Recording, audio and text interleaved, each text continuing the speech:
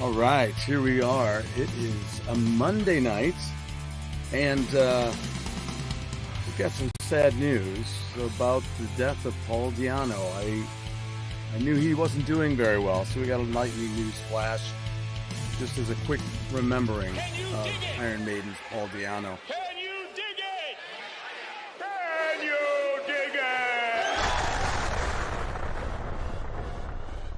it? So yeah, let's take this off of here and we'll get ourselves started. I had to wear my cool Iron Maiden shirt tonight. Yeah, there's been different headlines and things out there that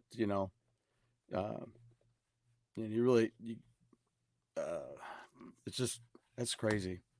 I knew that he wasn't in good shape, and that he'd been doing some performances and things like that.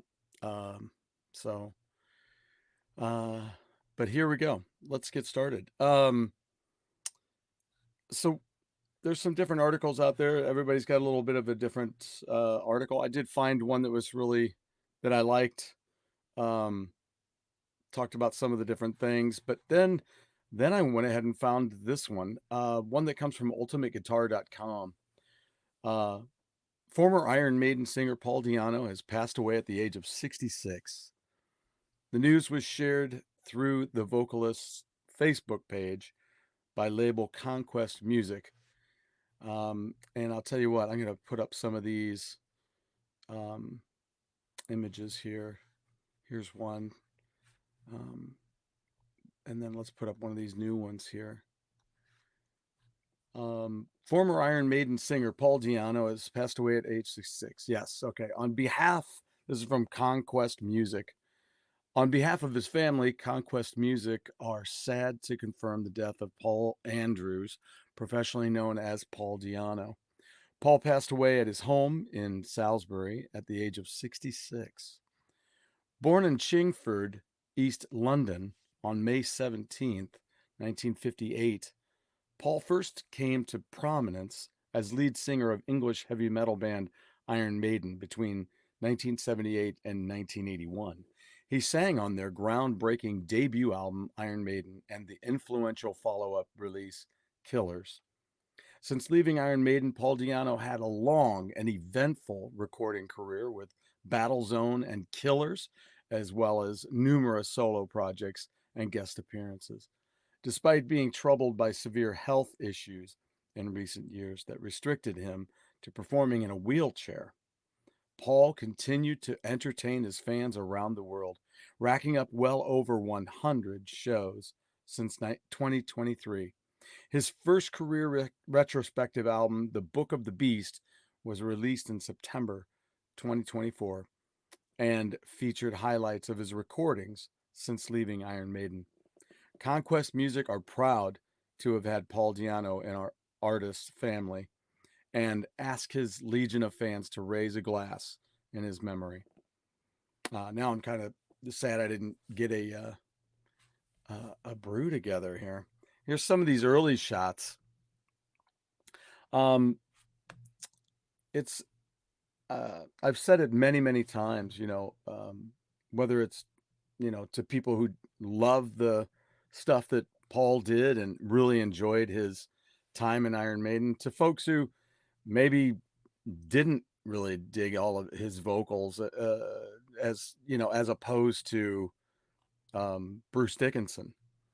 But I first came into contact with the music of Iron Maiden in 1982, and that's when I got a little confused, because I think I mentioned it before on the show that when I got started with Maiden, it was because of the Killers, large cardboard Killers die cut display that I got at the record store. And hey, Casey, what's up? What's up? And Metal Torso, how are you? So I got started in that way. However, I didn't really know anything about the band at that point and their music. And then in 1982, when they put out Number of the Beast, then I fell in love with Run to the Hills, and then I bought that album. but I knew there was more Iron Maiden before that, but I I didn't, I don't know if they didn't have it at the record store when I was there, but I picked up on cassette, I picked up Made in Japan. And then I was listening to that and I was like, wait a minute, this doesn't sound like this guy. Who is this other guy? So that's when I started doing the digging and started figuring it out. And then I didn't pull them out, but I've got Killers and Iron Maiden over there on vinyl.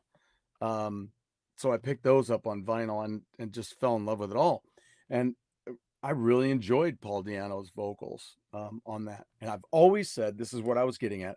I've always said that he was a necessary part of Iron Maiden at that beginning, because he had that punk feel, the punk look, which punk was still, big when they started getting going in 78, um, with that lineup. Now remember, they had other lineups prior to that with different vocalists and singers, and guitar players. In fact, so much so that one of the singers, when Steve Harris hired Dave Murray into the band, the singer didn't like him, didn't like Dave Murray. And he said, you need to get rid of him.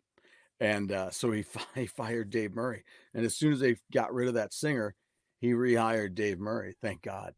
And so good times ensued. So I do have a little more information here too. I want to talk about this this other interview that comes from. Well, you know what? Hold on a second. Let's get back to this, because I want to read the statement. Of course, I want to read the statement from Iron Maiden. And while I do that, here, let's put this up. Let's see where I want to go here. All right. So let's see. Yeah. So after leaving Iron Maiden, Di'Anno launched or joined numerous groups, including Di'Anno, Gog Magog, Battlezone, Killers, Praying Mantis. He also had several solo albums, so I remember all of that. Solo albums, and recorded often with his former Iron Maiden bandmate Dennis Stratton. Di'Anno released his memoir, The Beast, in 2010. So check that book out. You can get it in. It's expensive in hardback, but you can get it in paperback for $16, I think, on Amazon. In a group statement released by Iron Maiden, the band wrote, "We are all deeply saddened to learn about the passing of Paul Di'Anno earlier today. Paul's contribution to Iron Maiden was immense and helped set us on the path we have been traveling as a band for almost 5 decades. His pioneering presence as a frontman and vocalist, both on stage and on our first 2 albums, will be very fondly remembered, not just by us, but by fans around the world."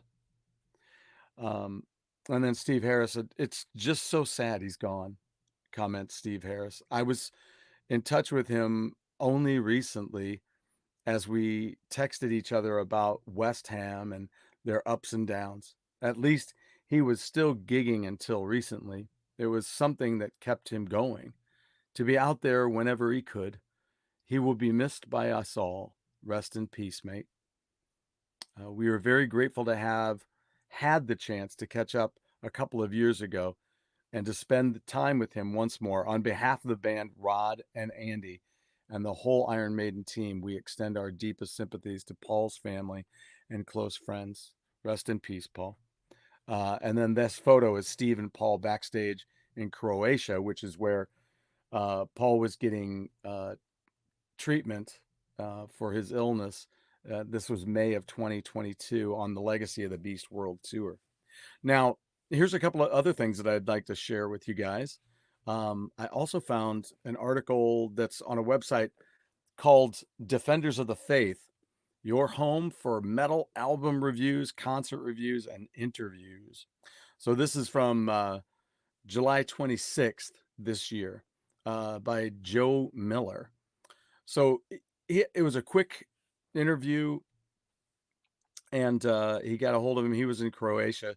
This gentleman was in Chicago, I do believe. And he caught him really quick because he knew he had to get going and that he needed to rest. So Joe asks, this year marks the 45th anniversary of Iron Maiden's iconic debut album, demo, the Soundhouse tapes. Are there any particular memories that stand out from that session? And is there any truth that Paul Cairns played guitar on the demo? And Paul says, yeah, Paul did play on it. Yes, indeed he did. He was with us there at Spaceward Studios as well. I don't know where that came from, but he did play on it. That's for sure. Some of the stories I can't tell you. They're X-rated, I'm afraid, because we had nowhere to stay. Oh, my wife would kill me if she finds out. I had to step up and take one for the team. We met these nurses at the bar, and I had to sort of get very closely acquainted with one of them. They took us back to the nurses' quarters, and on her bed we were. The rest of the band and the fucking crew were on the bloody floor at the same time. I thought, oh my God, this is ridiculous. That's as far as I'm going to go with that one. He laughs. Then they asked, I thought these two questions were pertinent to those, beginning years with Maiden. Between Iron Maiden and Killers, which album do you prefer and why? And he says, I love the first album. The songs are fantastic. The production's a piece of dog shit. They should remix that, It's a fantastic album. Killers was a little bit strange to me because we ended up with a really professional guy in Martin Birch on there. I basically didn't know what the hell I was doing, but he got the best out of us. That's for sure. But yeah, I prefer the first album, he says. Always have. So there you go. There's some good information. But like I say, when I got started with Maiden, I didn't realize that there had been a former vocalist. Um, and yeah, but I'll tell you what, if you want to go through some of this information, here's some other photos too. These are from when he was be on stage, and there's him with his real name, Paul Andrews. And there you go. And then he had just released an album with a couple of guys from Europe, or from I think also from Croatia, where he was, and they had written a bunch of songs and they put it together. It's called Warhorse. So I was just listening to it before the show. So anyway, if you really want to get a good feel for Maiden and those upcoming years. This has been out for years, but it's really, really good, and it's really available. And there's some really inexpensive versions that are used out there on Amazon. So if you're interested, you could get out there and you can pick this up for pretty cheap, under $10 for a 2-disc set. They also did a single disc set, which I don't know about that one, but yeah, this one you can get it for under $10. But on there, you're gonna get the this live at the Ruskin. If you can see that in disc 2 over there, it's got the early days 20th century box, and then that's a 20-minute deal from 1981. But then there's this live at the Ruskin. Now the live at the Ruskin, I do believe the footage from that is what they showed on MTV one Halloween in 1983, I do believe, because they also showed it with some footage of Rat, and they also showed it with footage of Black Sabbath for their uh, what was it, Born Again album that had Ian Gillan on vocals, and then on the tour. So you had multiple bands represented here. You had Ian Gillan from Deep Purple and Gillan, and then you had Geezer Butler and Tony Iommi of Black Sabbath in Black Sabbath. But then the drummer for that tour was Bev Bevan of Electric Light Orchestra. So it's kind of wild. So yeah, so there you go. But yeah, I've always really enjoyed those early albums. Arturo, how are you? Hello. Wow, look at that. From Chile. Wow. All right, all right. Hola, I should say, huh? Wow, that's great. Like and subscribe, by the way. If you dig what we've got going on here, and the respect paid to musicians and the things we like to do here, go ahead and like and subscribe, and that'll help us build the channel. And I wish I could read all of this. I don't know what it says. I could run it through a thing, I suppose, right? If I can get it out of there, but I don't know that I can. But I will put it up there in respect for all of those who can read that. Maiden has always been an important band in my life since I got to listening to them in 1982. That's when it all started for me. And yeah, and I've never let it go. It kind of overtook Judas Priest. I was a big Priest fan for years, and then I found out about Maiden, and then it just kind of overtook it. So great band. Let's see. The other thing that I was going to tell you about is I went to this. I was talking about the Ron Keel band. Oh, wait a minute. Before I do that, I was very fortunate. I don't know how easy these are to get a hold of, but in 1995, before I get off of the Paul Di'Anno thing, I do want to say that in 95, they started releasing these. Now, you see, I always turn my CD covers. So there's the first album, and you'll notice here that these were from Castle, and they were released as a 2 CD set. So it's got the first album that was remastered, and then it has these extra tracks. So this album came with Burning Ambition, and then Drifter Live, and I've Got the Fire, Montrose tune, live. Now, I've Got the Fire would also appear as an extra track on Peace of Mind. So over there, I've got Peace of Mind. They did a studio track with Bruce Dickenson. So, yeah, okay. So it's 12:38 there. Is that what it is? I would assume it would be. Yeah, I guess that's about right. Yeah, yeah. Then the Killers album has a lot of extra tracks on it. That one had 3. This one's got a bunch because this one included the Made in Japan that I was talking about. That was that cassette that I purchased. So it's got Women in Uniform, Invasion, and then it's got a live version of Phantom of the Opera. And then it has the Running Free, Remember Tomorrow, Wrathchild, Killers, and Innocent Exile, which were on Made in Japan. So a really cool set. Those are great. So I don't know if you can still find those. I know that they finally put out the compilation CD that had everything on there. Now subsequently then Paul Di'Anno would go on, and as I read, would do Battle Zone. Now I found this and this is from back in the day. So this is Battle Zone, Fighting Back. So I found out about this back in the day when it came out, and I picked it up. It's really good. It's a good record. I like it. It's not Maiden. It's just different, but it's hard and heavy, and it's great. Also, Killers came out, and you can get these on updated stuff as well that was put out, and but some really cool.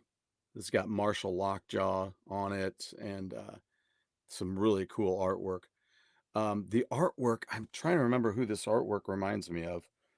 Oh my goodness. There's an artist that, especially this right here with this guy running. Oh, I know what it reminds me of. And maybe I'll look it up. Maybe I'll look it up.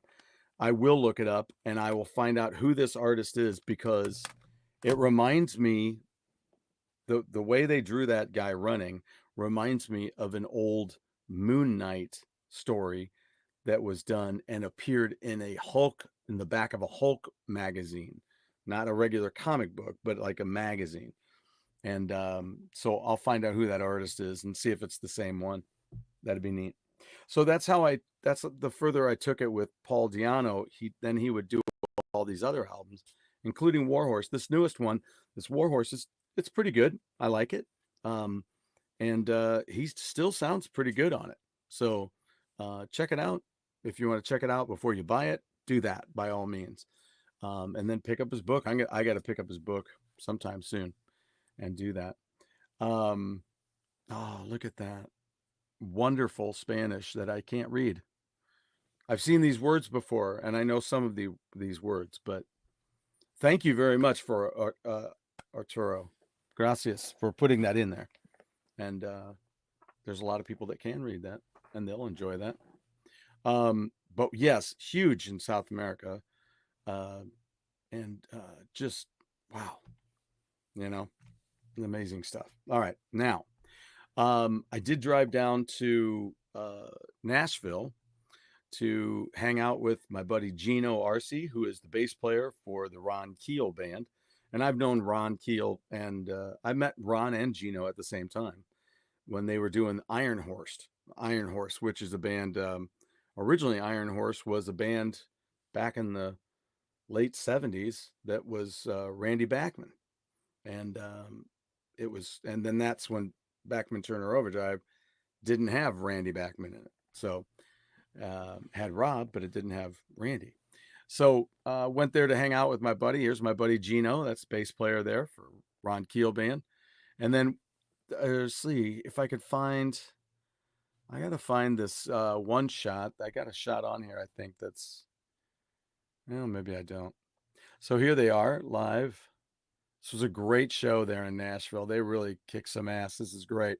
So these are all shots that I took. This one, I'm pretty proud of it. Looks really cool. This is Jason Haven. I'm just going to kind of go left to right. That's Jason Haven on guitar. And you have my buddy Gino there, Gino Arce. And then in the middle is Jeff. And I need to pull this thing up. That's Jeff the Rev Collar or Kohler. I don't know if it's Kohler or Collar. I think it's Collar. And then of course you got Ron right there, Ron Keel. And then on the end there, you got DC. And at the end there, which is Dave Cawthorn. So I just gotten to know these guys this past weekend. That's why I'm a little, and of course, usually whenever I get on the show and then I'm not figuring it out. So let's take a look here. Here we are hanging out. This is Jason and his wife there. And there I am hanging with Jeff. And there's Dave. All right, now here's a little added something.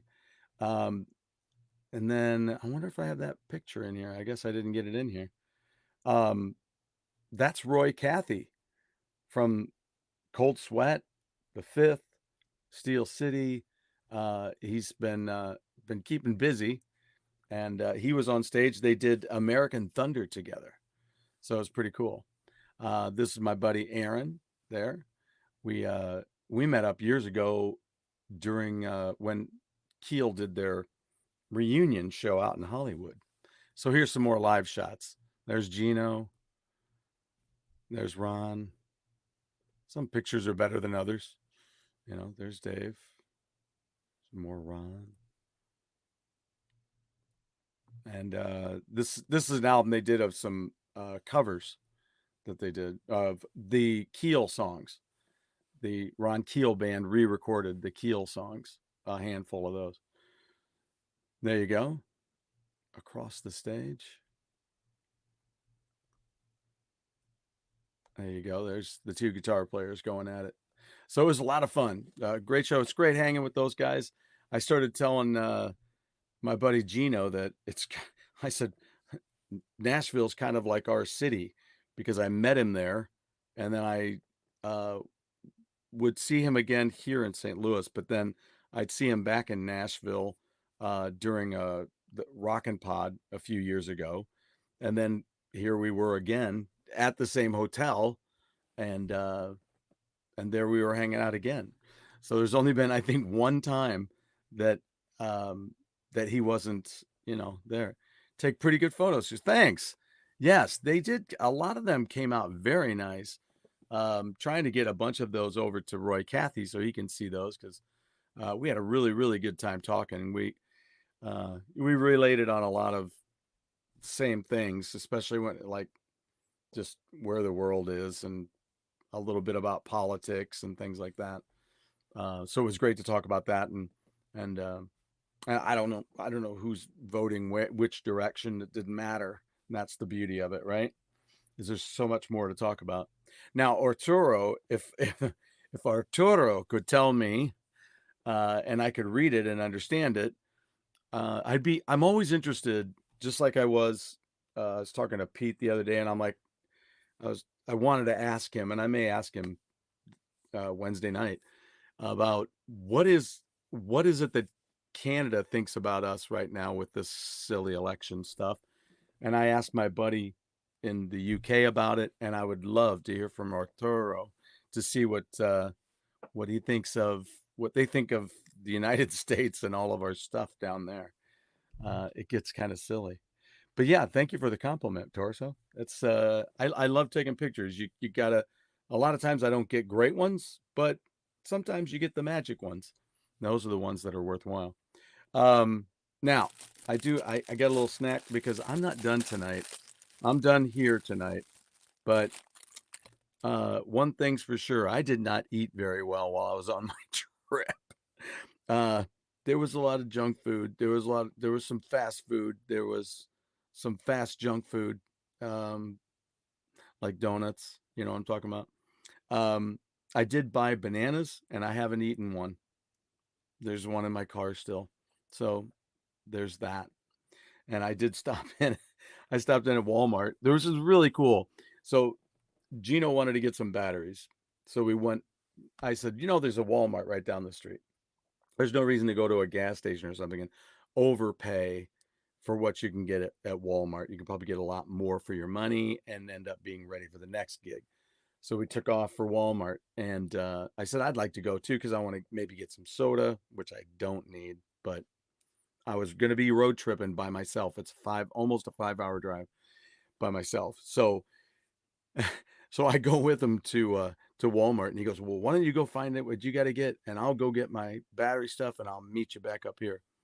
So I'll tell you what, we were two bassists we had great timing because I stepped up with my stuff, and I was like, "Oh man." I said, I'm thinking to myself, I got to get back to the counter because I got to get going.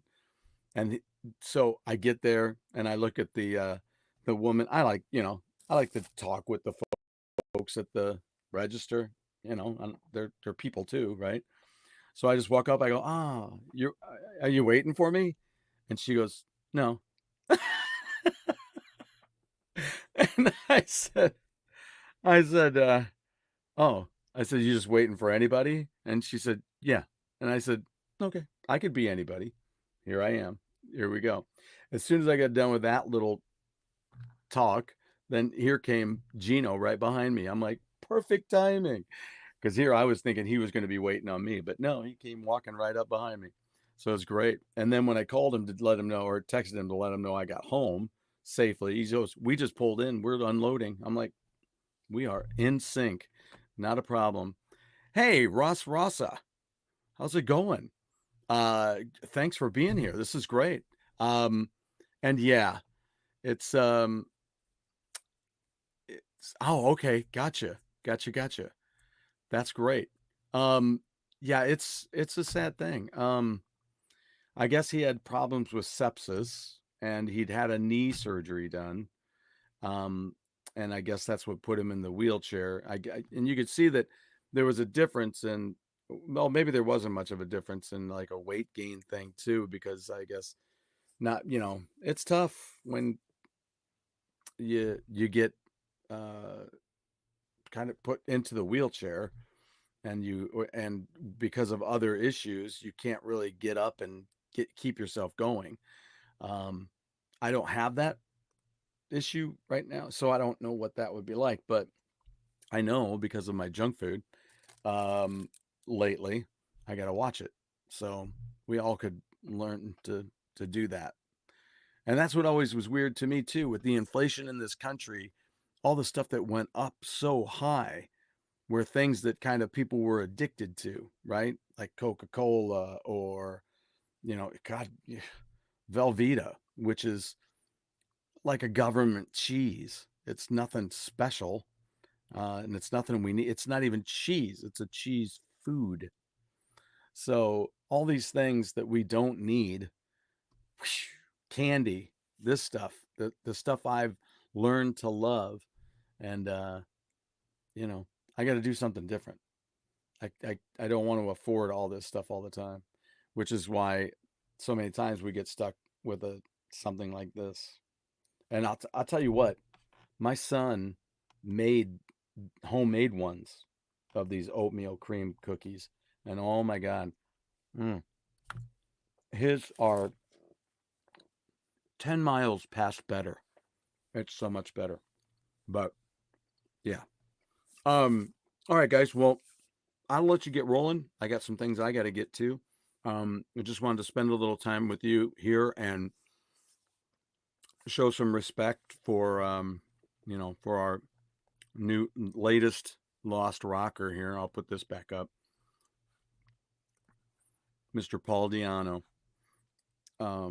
born Mr. Paul Andrews, and all of his continued contributions throughout the years to the metal scene, and what it meant all the way back then.